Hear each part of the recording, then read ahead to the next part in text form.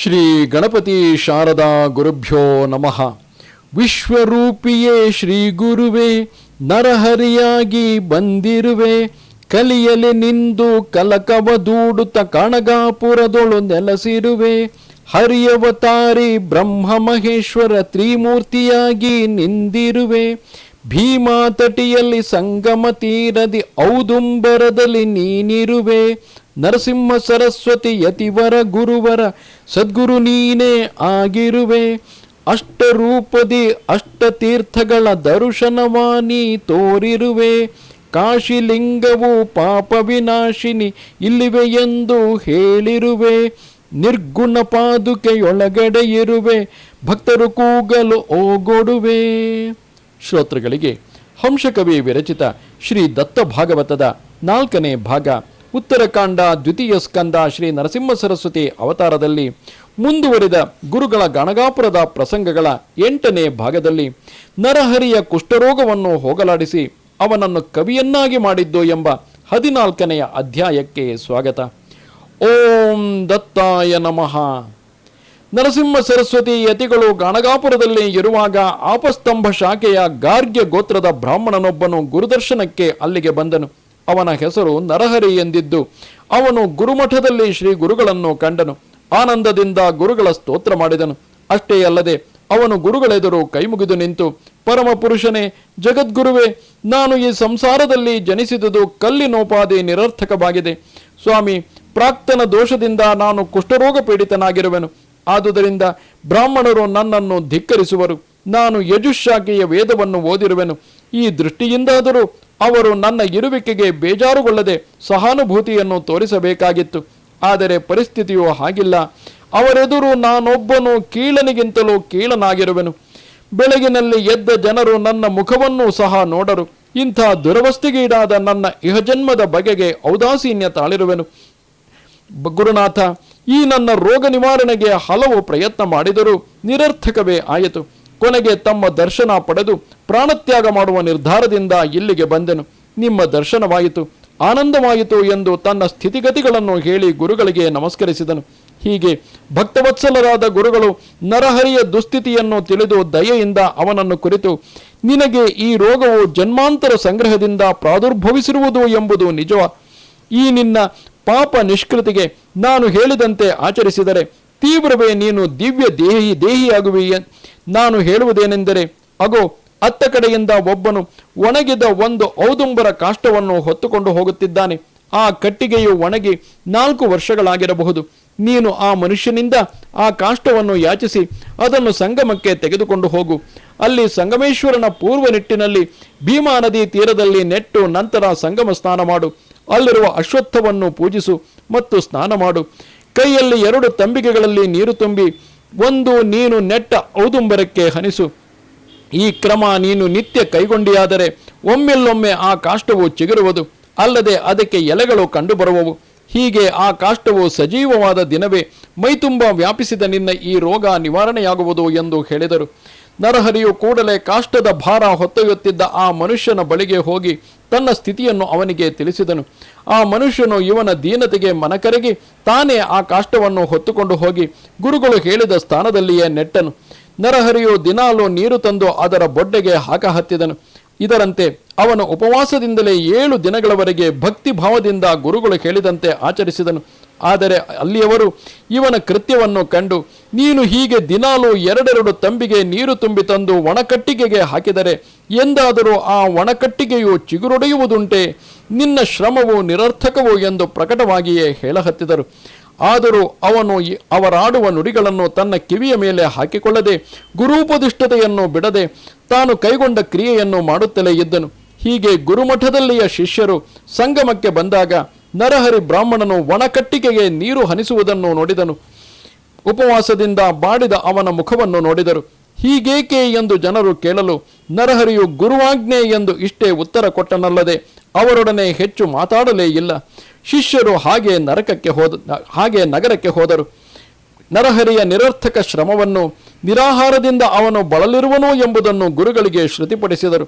ಗುರುಗಳು ಆ ಶಿಷ್ಯರಿಗೆ ಹೃದಯದ ಭಾವವನ್ನು ಅನುಸರಿಸಿ ಸಿದ್ಧಿ ಲಭಿಸುವುದು, ಗುರುವಾಕ್ಯವು ಶಿಷ್ಯನನ್ನು ಉದ್ಧರಿಸುವುದಕ್ಕೆ ಕಾರಣವು, ಭಕ್ತನ ಅಂತಃಕರಣದಂತೆ ಅವನು ಪಡೆಯುವ ಸಿದ್ಧಿಯು ಸಾರ್ಥಕವಾಗುವುದು ಎಂದು ಗುರುಗಳು ತಮ್ಮ ಶಿಷ್ಯರಿಗೆ ಬೋಧಿಸಿದರು. ಹಾಗೂ ಇವುಗಳ ಸ್ಪಷ್ಟತೆಗಾಗಿ ಸ್ಕಂದ ಪುರಾಣದಲ್ಲಿಯ ಒಂದು ಕಥೆಯನ್ನು ತಮ್ಮ ಶಿಷ್ಯರಿಗೆ ಹೇಳಿದರು. ಅದಾವುದೆಂದರೆ, ಪೂರ್ವದಲ್ಲಿ ಪಾಂಚಾಲ ನಗರದಲ್ಲಿ ಸಿಂಹಕೇತು ಎಂಬ ರಾಜನಿದ್ದನು. ಧನಂಜಯನೆಂಬುವನು ಆ ರಾಜನ ಮಗನು. ಒಂದು ದಿನ ರಾಜಪುತ್ರನು ಬೇಟೆಗಾಗಿ ಒಂದು ಅರಣ್ಯಕ್ಕೆ ಹೋದನು. ಅವನ ಜೊತೆಗೆ ಒಬ್ಬ ಬೇಡರ ಜಾತಿಯ ಸೇವಕನಿದ್ದನು. ಅವರಿಬ್ಬರು ವನದಲ್ಲಿ ಸುತ್ತಾಡುತ್ತಿರುವಾಗ ಆ ಬೇಡನು ನೆಲದ ಮೇಲೆ ಬಿದ್ದಿರುವ ಒಂದು ಭಿನ್ನವಾದ ಲಿಂಗವನ್ನು ನೋಡಿದನು. ಅದು ಬಲು ಸುಂದರವಾದುದರಿಂದ ಕೂಡಲೇ ಬೇಡನು ಅದನ್ನು ಕೈಯಲ್ಲಿ ತೆಗೆದುಕೊಂಡು ಬಹಳ ಕೌತುಕದಿಂದ ನಿರೀಕ್ಷಿಸ ಹತ್ತಿದನು. ರಾಜಪುತ್ರನು ಅದನ್ನು ನೋಡಿ, ಎಲೈ, ಅದು ಭಿನ್ನವಾದ ಲಿಂಗವು, ಇಂಥ ಆಕಾರದ ಲಿಂಗಗಳು ಭೂಮಿಯ ಮೇಲೆ ಹೇರಳವಾಗಿ ಬಿದ್ದಿರುವವು ಎಂದೆನ್ನಲು ಬೇಡನು, ಜಿಯ, ಲಿಂಗ ಪೂಜೆ ಮಾಡಬೇಕೆಂಬ ಹಂಬಲವು ನನ್ನಲ್ಲಿ ಬಲು ದಿನಗಳಿಂದಲೂ ಇರುವುದು, ಅದಕ್ಕಾಗಿ ಇದನ್ನು ತೆಗೆದುಕೊಂಡನು ಎಂದನು. ಆಗ ರಾಜಪುತ್ರನು ನಗುತ್ತಾ, ಲಿಂಗವನ್ನು ಒಂದೇ ಮನಸ್ಸಿನಿಂದ ಪೂಜಿಸಬೇಕು, ಅದಕ್ಕೆ ನಮಸ್ಕರಿಸಬೇಕು ಎಂದು ಹೇಳುತ್ತಿರುವಾಗ ಬೇಡನು, ರಾಜಪುತ್ರರೇ, ಈ ಲಿಂಗ ಪೂಜೆಯ ಪ್ರಕಾರವನ್ನು ವಿಧಿವಿಧಾನಗಳನ್ನು ನನಗೆ ಬೋಧಿಸುವ ಗುರುಗಳು ನೀವೇ ಎಂದು ನಂಬಿರುವೆನು. ಆದ್ದರಿಂದ ಅವನ್ನೆಲ್ಲ ನನಗೆ ಉಪದೇಶ ಮಾಡಿರಿ ಎಂದು ನಮಸ್ಕರಿಸಿದನು. ಆಗ ರಾಜಪುತ್ರನು, ವ್ಯಾಧನೆ, ಲಿಂಗದ ಕಲ್ಲನ್ನು ನಿನ್ನ ಪದರಿನಲ್ಲಿ ಕಟ್ಟಿಕೊಂಡು ಮನೆಗೆ ತೆಗೆದುಕೊಂಡು ಹೋಗು. ಹೆಂಡತಿಯಿಂದ ಕೂಡಿಕೊಂಡು ಇದನ್ನು ನೀನು ದಿನವೂ ಪೂಜೆ ಮಾಡು. ದಿನಾಲೂ ಭಕ್ತಿಯಿಂದ ಪೂಜಿಸುತ್ತಾ ಇದ್ದೆಯೇ ಆದರೆ ಸಾಕ್ಷಾತ್ ಶಿವನೇ ನಿನಗೆ ಪ್ರತ್ಯಕ್ಷನಾಗಿ ತನ್ನ ಲೋಕಕ್ಕೆ ನಿನ್ನನ್ನು ಕರೆದೊಯ್ಯುವನು. ಆದ್ದರಿಂದ ಇದನ್ನು ಒಯ್ದು ಪೂಜೆ ಮಾಡು. ಹಲವು ಪ್ರಕಾರದ ಹೂ, ಬಿಲ್ವಪತ್ರೆ, ಧೂಪ, ದೀಪ, ಆರತಿ, ನೈವೇದ್ಯ ಇವೆಲ್ಲವನ್ನು ತಪ್ಪದೆ ಅರ್ಪಿಸಬೇಕು. ಶಿವನು ಚಿತಾಭಸ್ಮ ಪ್ರಿಯನು. ನೀನು ದಿನಾಲೂ ಚಿತಾಭಸ್ಮ ತಂದು ಸಮರ್ಪಿಸು ಇತ್ಯಾದಿ ಲಿಂಗಪೂಜೆಯ ತಾಂತ್ರಿಕ ವಿಧಿಯನ್ನು ಆ ಬೇಡನಿಗೆ ಬೋಧಿಸಿದನು. ಬೇಡನು ರಾಜಪುತ್ರನ ಹೇಳಿಕೆಯನ್ನು ಗುರುಬೋಧಿ ಎಂದು ನಂಬಿ ದಿನಾಲೂ ಅವನು ಹೇಳಿದಂತೆ ತನ್ನ ಮನೆಯಲ್ಲಿ ಆ ಲಿಂಗಪೂಜೆ ನಡೆಸಿದನು. ಅವನ ಹೆಂಡತಿಯು ಅವನಿಗೆ ಪೂಜೆಯ ಸಾಹಿತ್ಯ ಸಾಮಗ್ರಿಗಳನ್ನು ಒದಗಿಸಿಕೊಡುವಳು. ಪೂಜೆ ಮುಗಿದ ನಂತರ ಬೇಡನು ತಾನು ತೀರ್ಥ ಪ್ರಸಾದ ಸ್ವೀಕರಿಸಿ ಹೆಂಡತಿಗೆ ಕೊಡುವನು. ಇದೇ ಕ್ರಮವು ಎಷ್ಟೋ ದಿವಸ ನಡೆಯಿತು. ಎಂದೂ ಕೂಡ ಅವನು ಮಾಡುತ್ತಿರುವ ಲಿಂಗಪೂಜೆಗೆ ವ್ಯತ್ಯಯ ಬರಲಿಲ್ಲ. ಆದರೆ ಮುಂದೊಂದು ದಿನ ಅವನು ಪೂಜೆಯ ಎಲ್ಲ ವಸ್ತುಗಳನ್ನು ಕೂಡಿಸಿಕೊಂಡನು. ಆದರೆ ಅಂದು ಅವನಿಗೆ ಚಿತೆಯ ಭಸ್ಮ ದೊರೆಯಲಿಲ್ಲ. ತನ್ನ ಊರಿನ ಹಾಗೂ ಸುತ್ತಲಿನ ನಾಲ್ಕಾರು ಹಳ್ಳಿಗಳ ಸ್ಮಶಾನಗಳಲ್ಲಿ ಅಡ್ಡಾಡಿದನು. ಎಲ್ಲಿಯೂ ಆ ಭಸ್ಮ ದೊರೆಯಲಿಲ್ಲ. ಎಂದು ಒದಗದ ಪ್ರಸಂಗವು ಇಂದು ಒದಗಿತು.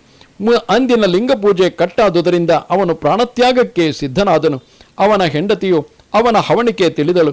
ಅವಳು ಗಂಡನನ್ನು ಕುರಿತು, ಲಿಂಗಪೂಜೆಗೆ ಚಿತೆಯ ಭಸ್ಮ ಪಡೆಯಲು ನಾನು ಹೇಳಿದಂತೆ ನೀವು ಮಾಡಿರಿ. ನಾನು ಒಂದು ಕೋಣೆಯಲ್ಲಿ ಸೇರಿ ನನ್ನನ್ನೇ ನಾನು ಸುಟ್ಟುಕೊಳ್ಳುವೆನು. ಆದ್ದರಿಂದ ನಿಮಗೆ ಬಹು ದಿವಸ ಸಾಲುವಷ್ಟು ಭಸ್ಮ ಸಿಗುವುದು ಎಂದು ಹೇಳಿ ಒಳಕ್ಕೆ ಹೋಗಿ ಆಕೆಯು ತನ್ನನ್ನು ಸುಟ್ಟುಕೊಂಡಳು. ಆಕೆಯ ದೇಹವು ದಗ್ಧವಾಗಿ ಭಸ್ಮವಾಯಿತು. ಬೇಡನು ಆ ಭಸ್ಮದಿಂದ ಲಿಂಗಪೂಜೆ ಮಾಡಿ ಭಕ್ತಿ ಪರವಶನಾದನು. ಅಂದಿನ ಪೂಜೆಯ ವಿಧಾನಗಳೆಲ್ಲ ಮುಗಿದವು. ತಾನು ತೀರ್ಥಪ್ರಸಾದ ಸ್ವೀಕರಿಸಿದನು.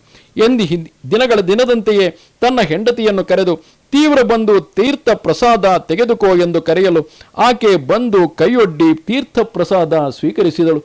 ಹೀಗೆ ಪೂಜೆಯ ಭಕ್ತಿಯಲ್ಲಿ ಮಗ್ನನಾಗಿದ್ದ ಬೇಡನು ತನ್ನ ಆ ವಿಸ್ಮೃತಿಯಲ್ಲಿಯೇ ಹೆಂಡತಿಗೆ ಕರೆದು ಆಕೆಗೆ ತೀರ್ಥ ಪ್ರಸಾದ ಕೊಟ್ಟನು. ಆಕೆ ಸ್ವೀಕರಿಸಿದ ಮೇಲೆ ಅವನ ಮೈ ಮೇಲೆ ಪರಿವೆ ಬಂದಿತು. ಹೆಂಡತಿಯನ್ನು ದಿಟ್ಟಿಸಿ ನೋಡಿದಾಗ ದಂಗಾದನು, ಚಕಿತನಾದನು.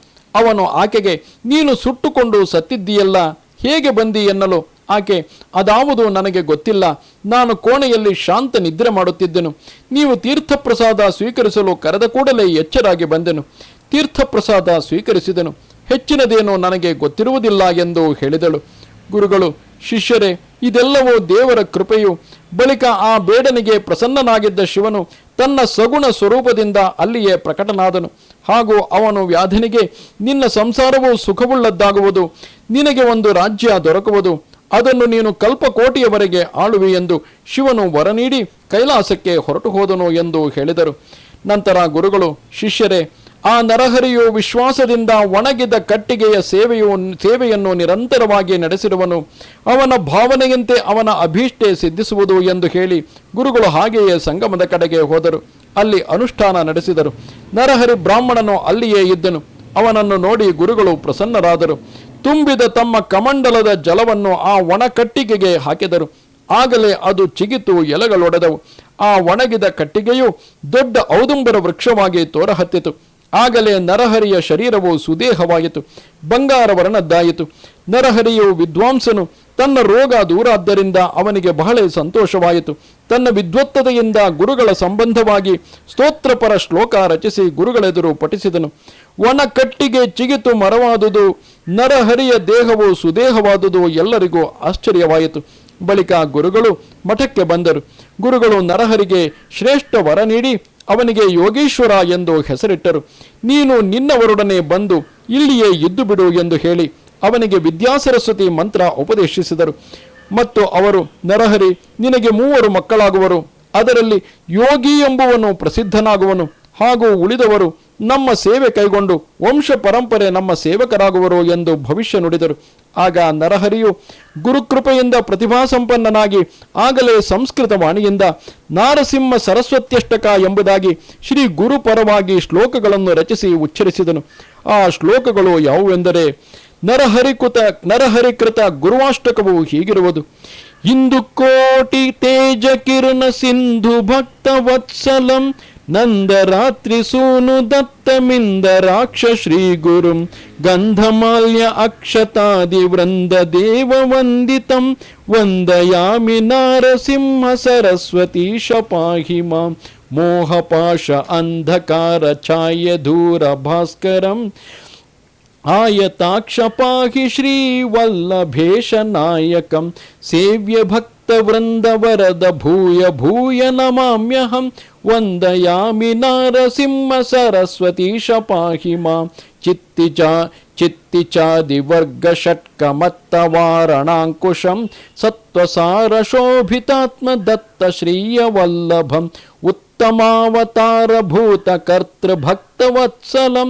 ವಂದಯಾಮಿ ನಾರಸಿಂಹ ಸರಸ್ವತೀಶ ಪಾಹಿ ಮಾಂ ವ್ಯೋಮ ವಾಯು ತೇಜ ಆಪ ಭೂಮಿ ಕರ್ತೃಮೇಶ್ವರಂ ಕಾಮ ಕ್ರೋಧ ಮೋಹರಹಿತ ಸೋಮ ಸೂರ್ಯಲೋಚನಂ ಕಾಮಿತಾರ್ಥದಾತ್ಯ ಭಕ್ತ ಕಾಮಧೇನು ಶ್ರೀ ಗುರುಂ ವಂದಯಾಮಿ ನಾರಸಿಂಹ ಸರಸ್ವತೀಶ ಪಾಹಿ ಮಾಂ ಪುಂಡಲೀಕ ಆಯತಾಕ್ಷ ಕುಂಡಲೇಂದು ತೇಜಸಂ ಚಂಡ ದುರಿತ ಖಂಡನಾರ್ಥ ದಂಡಧಾರಿ ಶ್ರೀ ಗುರುಂ ಮಂಡಲೀಕ ಮೌಲಿ ಮಾರ್ತಾಂಡ ಭಾಸಿತಾನನಂ ವಂದಯಾಮಿ ನಾರಸಿಂಹ ಸರಸ್ವತೀಶ ಪಾಹಿ ಮಾಂ ವೇದಶಾಸ್ತ್ರ ಸ್ತುತ್ಯ ಪಾದ ಆದಿಮೂರ್ತಿ ಶ್ರೀ ಗುರುಂ ನಾದ ಬಿಂದು ಕಲಾತೀತ ಕಲ್ಪ ಪಾದ ಸೇವ್ಯಯಂ ವೇದ್ಯ ಭಕ್ತ ವೃಂದ ವರದ ಭೂಯ ಭೂಯ ನಮಾಮ್ಯಹಂ ವಂದಯಾಮಿ ನಾರಸಿಂಹ ಸರಸ್ವತೀಶ ಪಾಹಿ ಮಾಂ ಅಷ್ಟಯೋಗ